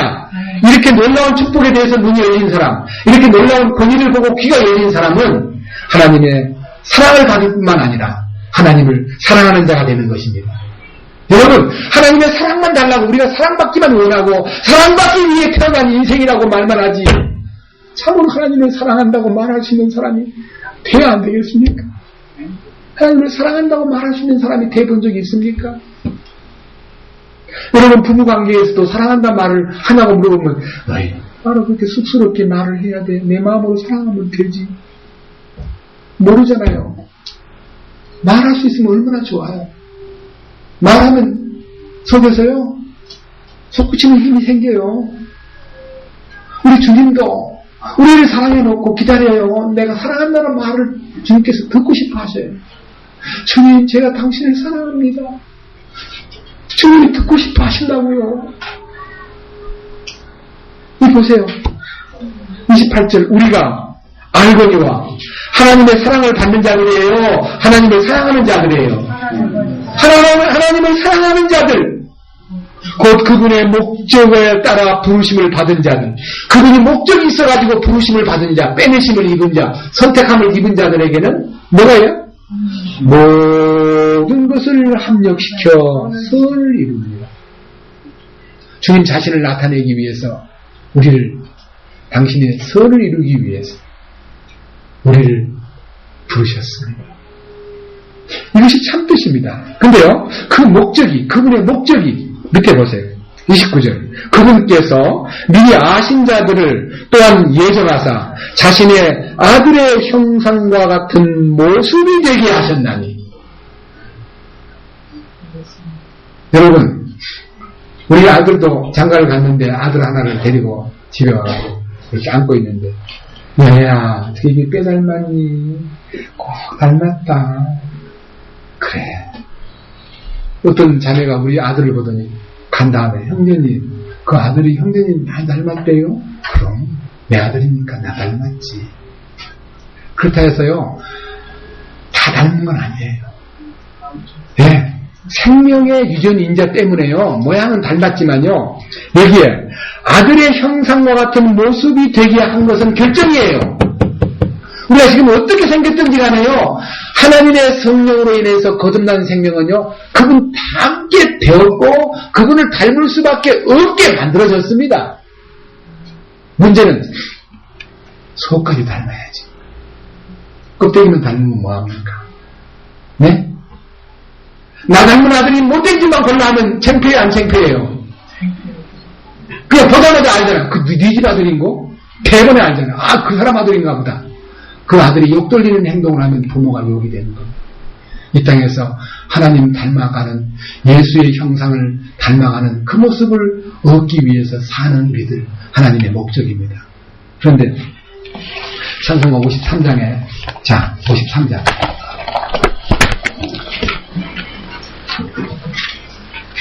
마지막 4절. 찬송가 53장 4절.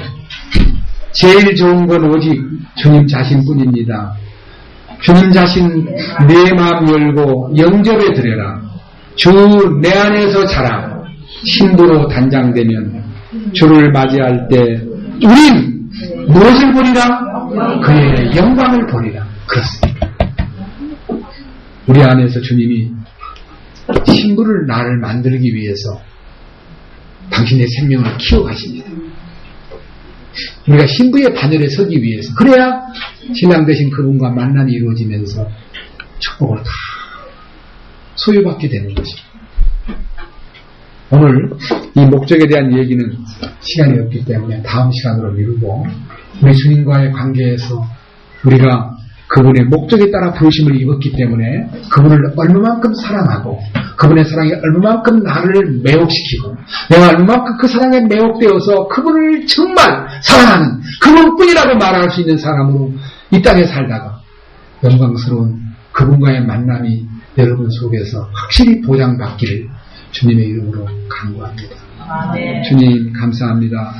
이 시간 우리에게 로마서 8장을 통해서 그리스도의 고난이 우리에게 연결됨으로써 우리가 그 고난을 통해서 십자가를 체험하고 그 십자가를 체험함으로 인해서 온유와 겸손을 소유하게 되고 온유와 겸손을 소유함으로 말미암아 사람들을 대할 때 온유하고 사람들을 대할 때 겸손하며 주님을 나타내는 통로로 존재함에 대하여 감사드립니다. 우리 인생의 목적은 그리스도를 나타내고 땅을 다스리는 것입니다. 우리가 부끄럽지 않게 우리 남은 일생을 보이지 않는 복일지라도 그것이 내 마음에 이루어진 복이기 때문에 보이는 복이 점점 작아 보이고 그 가치가 점점 낮아 보이고 우리 주님을 향한 그 진정한 사랑과 충성과 주님을 향한 진정한 감사가 넘치는 삶으로 전환되리라는 이 확신이 거듭난 생명의 변화 과정인 것을 믿습니다. 오늘 이 함께 말씀 들은 모든 신령들에게 그리고 이후에 이 말씀을 접하는 모든 혼들에게 주님의 평강과 주님의 긍휼과 주님의 은혜가 넘치게 하옵소서. 우리 주 예수 그리스도의 이름으로 기도드렸습니다. 아멘. 130장 찬송하시겠습니다. 130장